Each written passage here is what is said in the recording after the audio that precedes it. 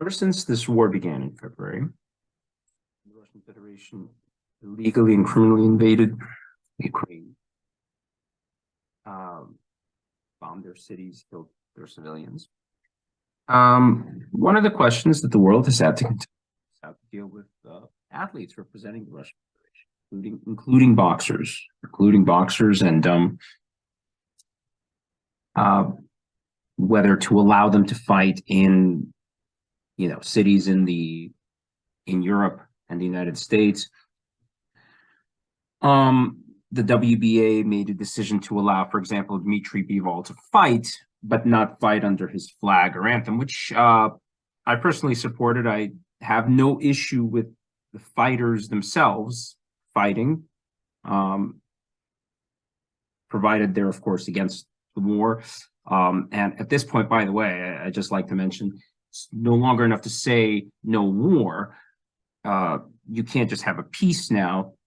It can only be accomplished after all Russian troops leave Ukraine, and then you could start talking about negotiation. But that's beside the point. The real argument I've had with fans with regard to this, who said that you should keep politics and sports separate. Why should we punish fighters that, for instance, are against the invasion? They condemn it. Like I believe Sergey Kovalev, he posted on Instagram, "No war," which is great. But again, if you stop now, you basically just justify what Russia has done if they get to keep any of these lands. But again, that's not my thing. I have nothing against the fighters themselves personally. In fact, I've interviewed a lot of Russian fighters, especially if they don't understand English. I've translated the interviews, helped present them to an audience here in the United States and in Europe, English-speaking countries. So I had no issue with that. My real problem, and this is the topic of the video, is the fact that while we're debating whether we should allow these fighters to fight, to have matches to earn a living, the argument that the fans make, there have been Ukrainian fighters that we're going to talk about today that have been killed, right? And most people have heard about Usyk and Lomachenko. They've gone back, and so obviously nobody high profile, thank God, has been killed. But I decided to do this video sort of to make my point. The real issue I have with allowing fighters representing the Russian Federation or Belarus to fight is that if they get paid, then part of the money might go to their government via taxes. And this is where I have an issue, because if that tax money will be used for bombs or tanks or what have you, right now those countries are being put into or they're considering, or they're trying to put it on a war footing where they can mass produce the ammunition, then we're helping kill Ukrainian boxers so that Russian boxers aren't, they're not, nobody's, harassing them or taking away their right to earn a living. It's just, I'm sorry, it doesn't work that way. So I've been trying to reconcile that issue, that I don't have a problem with them fighting. I just don't want any of the money to go to their government, which you can see how that creates an issue, because what are you going to do? Are you going to withhold the person until after the war ends? So this is where I've had arguments with fans, and I've pointed out, the guys that we're going to talk about today, they've been killed. They're dead, right? And it seems like because maybe they weren't known, nobody cares that much. So that's why we're doing this video.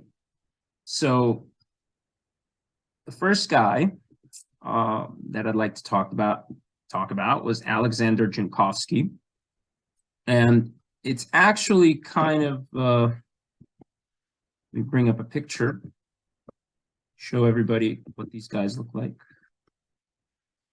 So this guy, Alexander, was a part of the Ukrainian national team.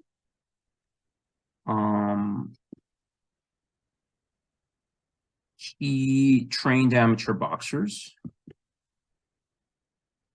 See a picture of him right here. He was shot and executed in the gym in late March, a few days before Irpin, which is the site of many Russian war crimes, was liberated. Now, in this picture, that's why I picked this picture, you can see that he's with the legend, Russian boxer Kostya Tszyu. Tszyu was actually asked recently about the WBC's decision to ban Russian fighters, or take, I don't want to say ban them, but take them out of the rankings. And he said something to the tune of he's going to talk to Mauricio Sulman, or I think it's Mauricio Sulman, whoever is the son of the previous one. He's going to talk to him and find out. And you know, this puts Kostya Tszyu in a slightly weird situation, because you know, he didn't say, I'm going to ask the president of Russia, because now Kostya Tszyu lives in Russia. How come this guy, Alexander Dzhunkovsky, you can see how they're friendly in this picture, how come he was shot and killed by Russian soldiers in a boxing gym? And for what? Because Dzhunkovsky is a patriot of his country. That's all. Okay. Kostya said he doesn't have enough information, and he wants to talk to the guy personally. I want him to, you know, if he can, I know it's impossible, talk to Vladimir Putin personally, ask him what happened here, right? Perfectly innocent guy, wasn't a soldier or anything, right? Just shot and killed in the boxing gym. Member of the Ukrainian national team.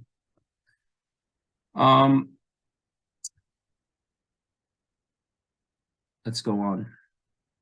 Not going to be an easy video for me.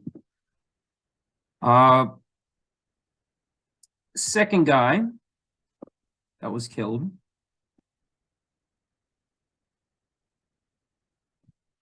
Yuri Vorona,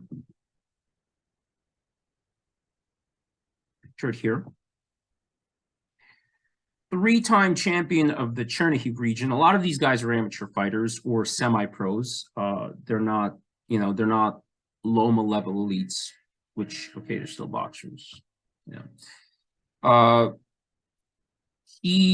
So as I say, he was three-time champion of the Chernihiv region. Now Chernihiv is a little north, and so when the war started, the Russian soldiers came through Belarus into those regions. And this is where he died. He died in that region, defending his home at the outset of the invasion. He was only 25 years old.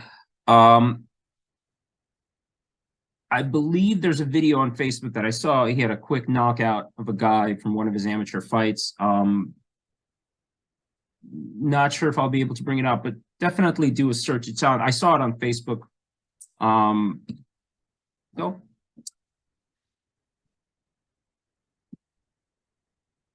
Let's go on.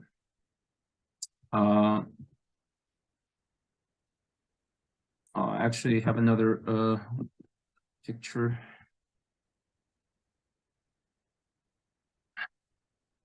It's Yuri Vorona.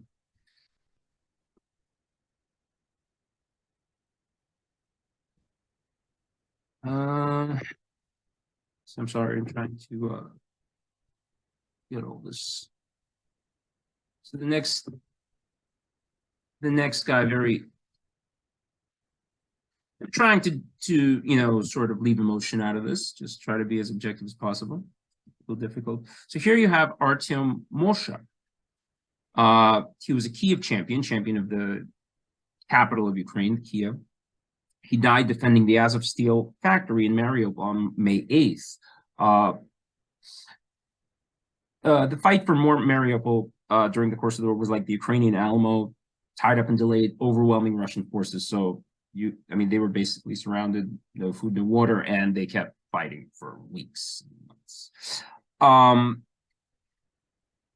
In the picture, you can see he was texting his mom before he died from the plant. And his last exchange with his mother was published along with a picture. I'm not going to translate the whole thing, but essentially, right at the end, he said, she told him that the whole world prays for you. And his final reply, you can see his reply with the emoji there, was he can feel it, feels that way. And what you notice about this, as far as I understand, this text was in Russian. So even though he was defending Ukraine, he was writing in Russian. And the irony is that one of the lies that the Kremlin, the fascist government in the Kremlin has said was that they've invaded Ukraine to defend Russian speakers. Well, there you go. Here's one defending his own land, his own country, and he was killed for it. The fourth guy was Oleksiy Kupirev. I for some reason it wasn't loading, so I just did a quick Google search. So here you go. There's a picture. So he was a European youth champion. After his career ended, he became a referee with the IBA. He died in Mariupol as well, hiding with his family in the basement. He went up to his apartment to get something and was killed by an ensuing blast. Now, one of the ways that a lot of the civilians have been killed is that Russia basically, I don't want to say carpet bombs, but they generally shoot mortars and bombs into civilian buildings. They've done it in Chechnya and Syria. I mean, that's just their modus operandi for how they fight a war. It happened with my family too. They lost their apartments. So most people would hide in the basement to avoid being killed. So there we go. Mariupol was the worst of all the cities to this point, but it was just destroyed. Just destroyed. So, and the thing that really gets me angry is, I knew from day one, talking to my family, that talked to our family, that they're bombing civilian targets, but Russia denied it at the start, saying that either it's the Ukrainians bombing themselves, even though we know that from previous wars that that's not true, or by accident or whatever. But now 9 months later, when they're losing ground, they're saying that they're doing it. They're bombing the infrastructure. So essentially, they're admitting to something that they've been doing for 9 months. Let's go on. The fifth guy,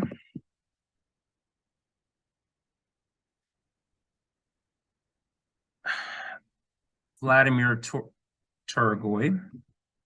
Let me get his picture up, share it on the screen. Vladimir Torogoy, Ukrainian boxer, who died in Donetsk at the age of 28 as part of a special forces unit, this is according to the Ukrainian Boxing Federation. Some of these guys were legit military guys and boxers.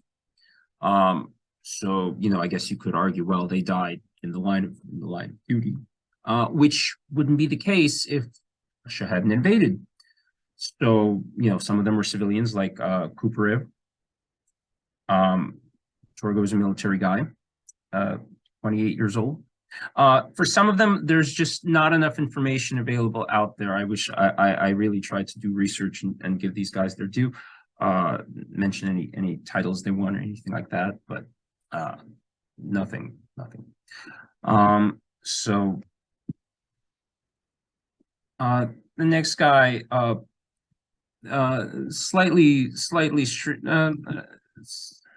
decided to just mention this. The next guy, Viktor Yarmolenko. Let me just share the screen.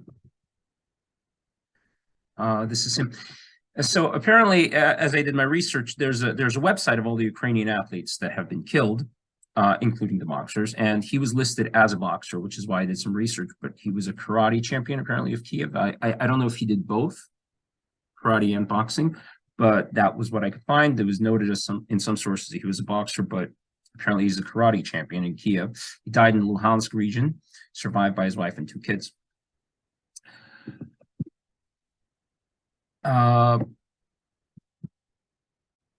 Viktor Poniatenko. He won 100 100 out of 120 amateur fights. He was a silver medalist in the Ukraine Cup. Fought in the Lucky Punch League, which involved boxing rules with MMA gloves. The Ukrainian Marine, died on May 15th.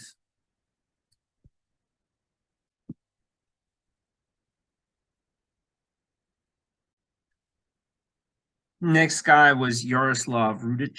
He was 27 years old. He was champion of the Chernihiv region as well. He fought in the Ukrainian army since 2014, leaves behind his mother, Ludmila. That was Yuri Ivanovich. A picture of him right here. He was from Chernovtsi, city in Ukraine. Candidate for Master of Sports title. A lot of those are titles from like the old the Soviet system. Like a, I guess like a national thing. You know, it's more like an amateur boxing. So as I said, most of these guys were amateur fighters or semi-professional, maybe, where it wasn't their main job, but they were doing it sort of like alongside their main jobs. So here you have Stanislav Artemenko. Again, limited information just based on what I could find from the Ukrainian Russian sources or Ukrainian sources that are in the Russian language. Limited info, which says he was a pro boxer, was taken prisoner. He was taken prisoner during the siege of the Azov Steel plant, where a couple of the other guys, or one of them, when Artyom Mosha died. So the tragedy here is he was blown up at the Yarolenko prisoner of war camp. It's most likely by the Russians themselves. Again, it's unclear what exactly happened, because if he was already a prisoner of war, there's really no reason why he should have died. So what happened was some of the prisoners, some of the Ukrainian prisoners, they were killed. They were blown up at the barracks that they were being detained in. And the Russians said that the Ukrainians shelled the area, which seems unreasonable. Just doesn't make any sense. Especially if you take a look at some of the photo video, it doesn't seem like it was, the way that the blast was. It seems like the Russians just blew it up and tried to blame the Ukrainians. Now, one theory that has been passed along is they didn't want to return some of these guys because that would show that they were tortured. Okay, I've been following the treatment of prisoners of war on both sides. The Ukrainians show the Russian prisoners of war, they show the conditions that they're in. The Russians do not. They don't do interviews. They don't ask them if they would like to do an interview. They basically just lie. So it's absolutely terrible that the guy was already a prisoner of war and then he was killed.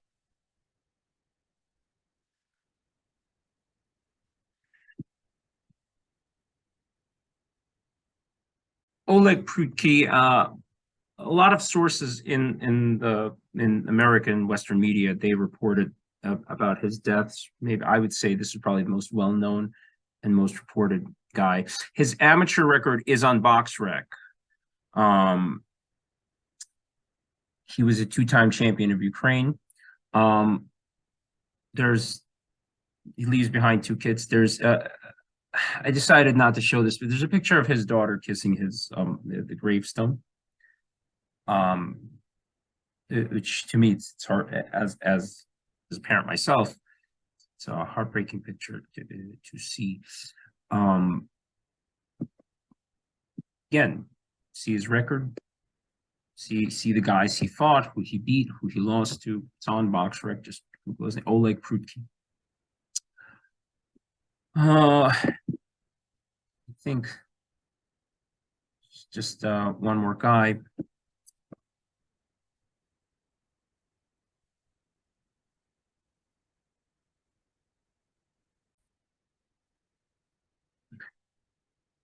The 12th and final guy was Serhiy Sova. Somebody's Al. The Ukrainian champion among amateurs. So when his body was recovered from Izum in the Kharkiv region, a photo of his hand with bracelets in the colors of the Ukrainian flag made headlines internationally. I mean, they discovered the bodies, and one of the bodies his hand had these little bracelets, blue and yellow. And the bracelets were gifted to him by his kids. Nobody knew at the time. This was Serhiy Sova, a boxer, Ukrainian champion, amateur junior champion. If you're interested, or Google fallen soldier Ukrainian bracelets, just to see what I'm talking about.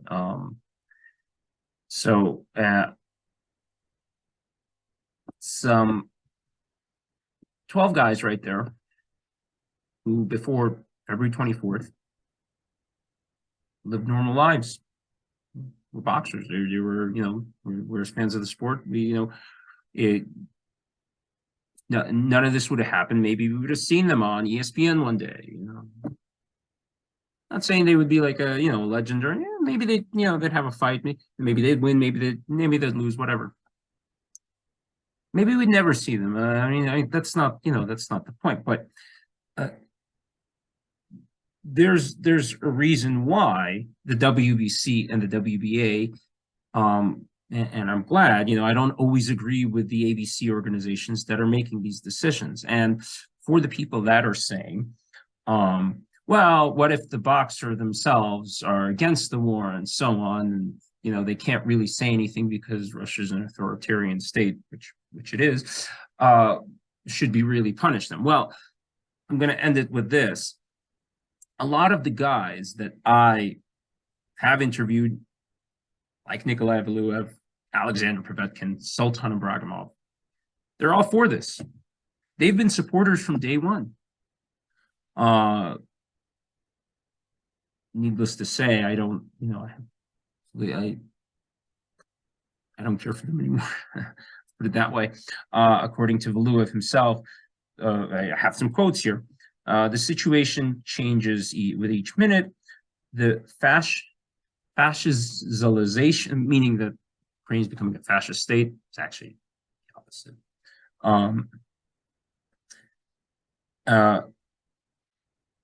Is what led to this, is the fact that they became Nazis and fascists, which they haven't.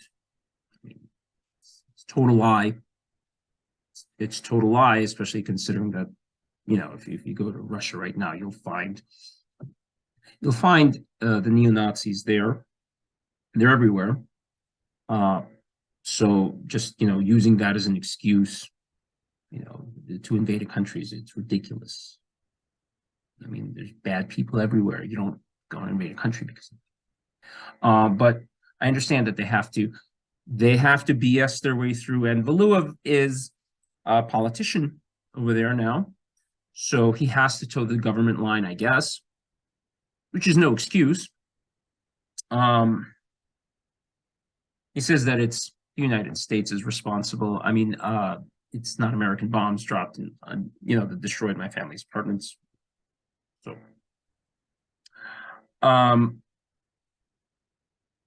he actually, what was really funny is because they were all saying this before the invasion began. He said that he's going to the front line. When the mobilization started, when they're drafting all these people that have nothing to do with war, because they've lost. Russia has lost so many soldiers that they need to fill the ranks again. So they're just grabbing people off the street. So Valuev said, well, I'm going to go to the enlistment office and I'm going to get drafted. I'm going to go and sign up and go to the front. He said this a month ago. Hasn't gone. Doesn't surprise me. I didn't think he was going to go. It was just, some PR campaign to make, I guess, to fool people that the elites, none of whom are involved in the war, that they're going to do it. Another guy, Sultan Ibragimov, I have my own story about that.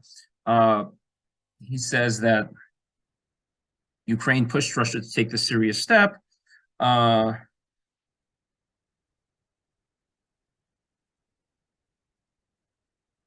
that there's a genocide going on. It's very difficult to explain exactly what he's talking about without making, I mean, I might make a longer video on this, but essentially he was supportive. Although what I find interesting is, again, these were words of support given before the mobilization. But if you know anything about Sultan, he's from the region close to Dagestan, and when the mobilization started, the people there, at least the mothers, I was very impressed. They said they did not want their sons drafted. They were against the war. I heard one lady, she's out protesting in the street. She said, they didn't invade us, but why are we sending our children? We know it's not their fault, essentially.